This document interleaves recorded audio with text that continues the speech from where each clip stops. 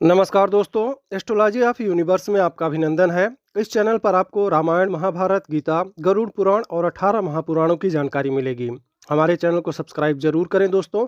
आज हम बात करेंगे रावण की बहन शूर्पणखा के बारे में कुछ महत्वपूर्ण तथ्य। शायद आपको इनके बारे में जानकारी ना हो, वही बताने की कोशिश करेंगे।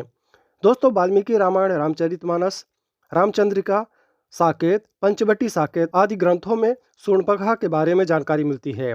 यह बात तो सभी जानते हैं कि लक्ष्मण ने शूर्पणखा की नाक कान काट दी थी। तो आइए उसके बारे में कुछ रोचक जानकारियां जानते हैं।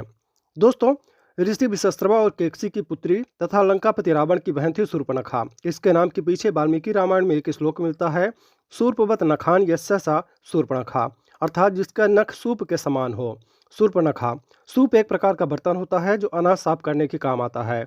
यह बर्तन अक्सर बांस का बना होता था। गाँव में आज भी यह मिलता है। इसका विवाह कालका के पुत्र दानवराज विद्युत जीभा के साथ कर दिया गया था। जब रावण ने लंका पर आक्रमण किया और अपने भाई यक्षराज कुबेर को वहां से भगाया, उसके कुछ दिनों के बाद ही उसने अपनी अपनी बहन शूर्पणखा का विवाह विद्युत जीभा के साथ किया था। वाल्मीकि रामायण में मिलता है कि विश्व विजय पर निकले रावण ने एक युद्ध में विद्युत जीभा को मार दिया था। इससे शूर्पणखा बहुत दुखी हुई। उसने मन ही मन रावण को श्राप दिया कि मेरे ही कारण तेरा नाश होगा। रावण ने उसे आश्वस्त करते हुए अपने भाई खर के पास रहने के लिए भेज दिया, जो उसका भाई खर दंडकारण्य वन में रहता था।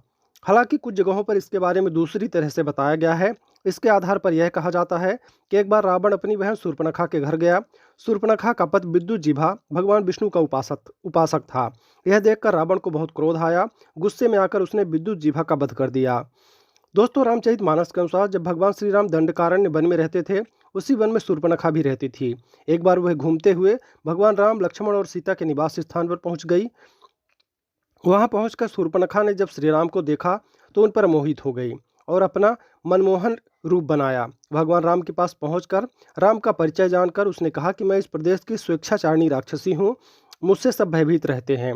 विशस्त्रवा का पुत्र बलवान लंकापति रावण मेरा भाई है। मैं तुमसे विवाह करना चाहती हूँ।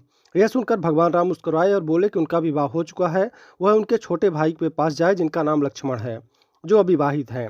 आपकी इच्छाओं की पूर्ति हो सकती है। शूर्पणखा ने लक्ष्मण के समक्ष विवाह प्रस्ताव रखा तो लक्ष्मण ने अस्वीकार कर उसे फिर राम के पास भेज दिया। यह सुनकर वह गुस्से में आ गई। उसने कहा कि मैं सीता को अभी खा लेती हूँ, जब तक यह रहेगी तब तक मेरा विवाह नहीं होगा। वह सीता के ऊपर झपटी तो राम के आदेशानुसार लक्ष्मण ने उसके नाक कान काट दिए। कहते हैं कि जब यह घटना घटी तब तीनों पंचवटी में रहते थे। पंचवटी नासिक में है। यह भी कहा जाता है कि नासिक का नाम इसीलिए नासिक है क्योंकि वहाँ शूर्पणखा की नाक कान काटी गई थी। हालांकि कुछ विद्वान इस बात को नहीं मानते हैं। नाक कान कट जाने के बाद जब शूर्पणखा अपने भाई खर और दूषण के पास पहुंची और जो भी उसके साथ हुआ था वह सारा हाल अपने भाइयों को बताया, तो खर और दूषण दोनों ने अपनी सेना सहित हमला कर दिया।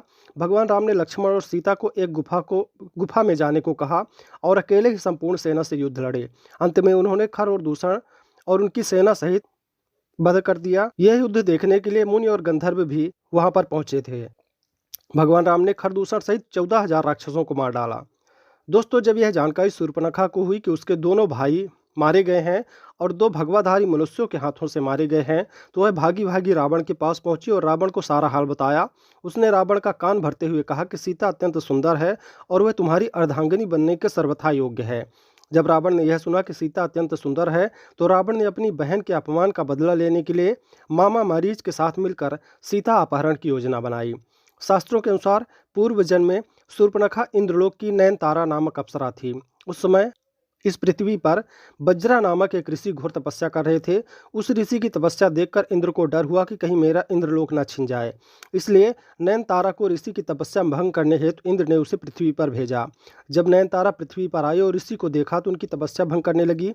ऋषि को समझ आ गया कि यह मेरी तपस्या भंग कर रही है, इसलिए अपनी तपस्या भंग होने के डर से ऋषि ने उसे यानी नयनतारा अप्सरा को राक्षसी होने का शाप दे दिया। ऋषि से क्षमा याचना करने पर बज्रा ऋषि ने उससे कहा कि राक्षस जन्म में ही तुझे प्रभु राम के दर्शन होंगे।